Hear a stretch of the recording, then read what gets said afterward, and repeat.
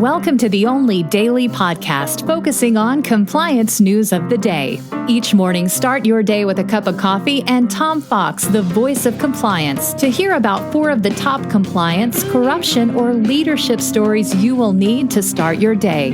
The Daily Compliance News is a production of the Compliance Podcast Network. September 1, 2020, the Tribute to John Thompson edition. And we're going to start with that, really not compliance, but in the realm of sports, in the realm of culture, in the realm of race relations. There's really has not been a bigger figure in the last 25 years of the last century than John Thompson. He was the coach at Georgetown. He was the first black coach to win an NCAA title.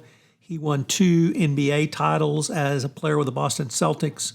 He had a 97% graduation rate for his players at Georgetown. Numerable players talked about him saving their lives. Obviously, Patrick Ewing played for him at Georgetown. So did Allen Iverson, Alonzo Mourning, Dikembe Mutombo. Just one of the great coaches. His battles in the Big East were legendary. Rolly Massimino, Luke Carnesecca, or Jim Boehm. You could not see better basketball. And of course, he reached the Final Four 3 times in his 27 years as a coach. And his all-time record was 596 and 239. He won the title with Ewing over the Houston Cougars. So big tribute to John Thompson, one of the great basketball coaches, one of the great men, one of the great leaders in our country from the last century. The likes of him certainly could be used today. Next up, the McDonald's suit against former CEO Steve Easterbrook is just getting worse and worse. As McDonald's said, its investigators have unearthed email messages with attachments containing dozens of nude and sexually explicit photos and videos of Mr. Easterbrook with company employees and other women between late 2018 and 2019. Easterbrook allegedly destroyed that evidence on his electric devices, but the company later found it on computer servers.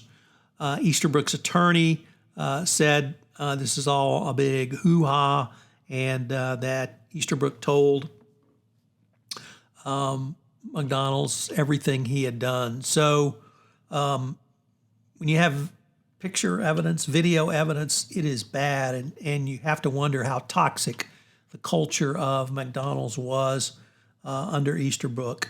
It certainly gives new meaning to the Big Mac. Sorry for that atrocious pun, but I just couldn't pass it up.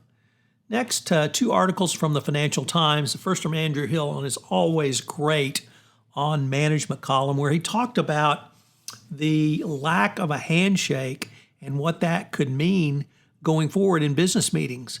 That etiquette really dictates the first thing you do when you meet someone is give them a firm handshake.